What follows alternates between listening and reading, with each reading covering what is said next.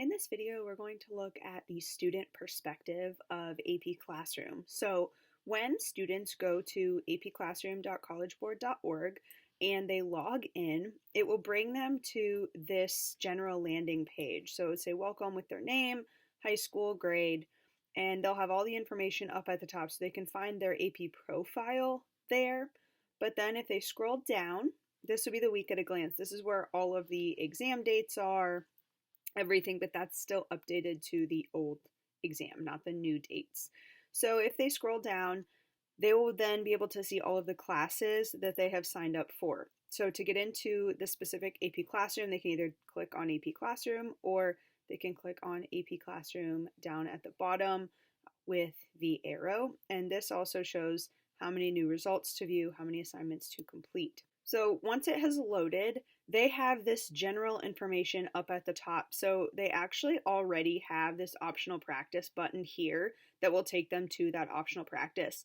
They have the links to the YouTube live stream, and then they also have all of the different progress checks that I have opened. And so it says when they can start them, and then it also gives them the time limit. So they could click through, but notice that it only has the start date and not the due date.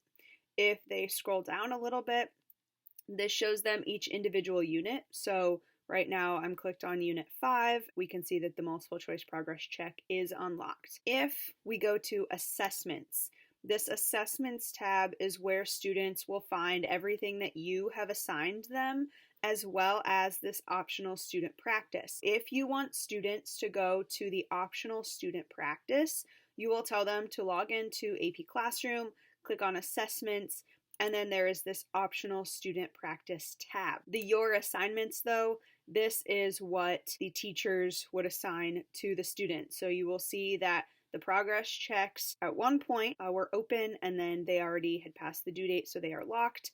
But then you'll notice that there are other progress checks that are open, so students can just click on Begin in order to work through that. Once a student has completed an assignment, they can go to Progress. So Progress will show them that the Unit 4 progress check is now open, the due date, and it shows them that they have completed it.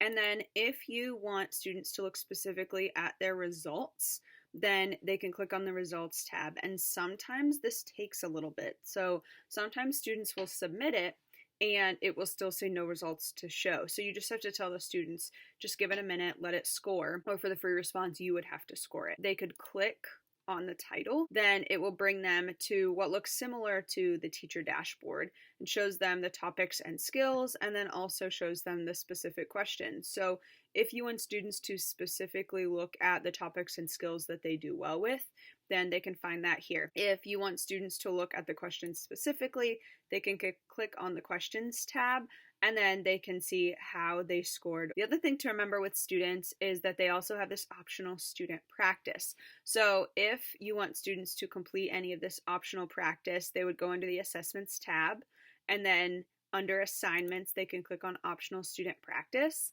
And now they have all of these, unless you have closed them, they have all of these open. So they can click on any of these and notice that they have questions that might look a little bit different than what you have in terms of the order. In most of the teacher dashboards, the Unit 1-3 free response question is first. It's going to be a little bit more difficult if you want to give them specific due dates just so that students know which one you're talking about. You can. If students click on Begin, they can access it, or notice that I've already opened this one at one point. So if you want a student to go into this optional student practice, this is what it looks like on their end. So they have the question, they can upload their response, and then they can submit.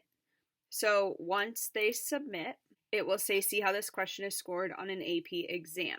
And they will click Yes, Review. And then when they scroll down, they can actually see the rubric for the entire question. So they can score themselves individually.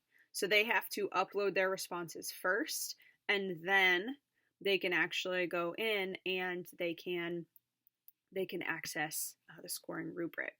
And so then once they've scored themselves, they can go into Progress. Notice that they have this optional student practice on every every tab now as well, assignments, progress, and results. So this still says that it's in progress. And then results, once that is scored, they will have the results in the optional student practice as well. So remember that with the optional student practice, the students can score themselves. So they have the assignments, that's where you would be assigning.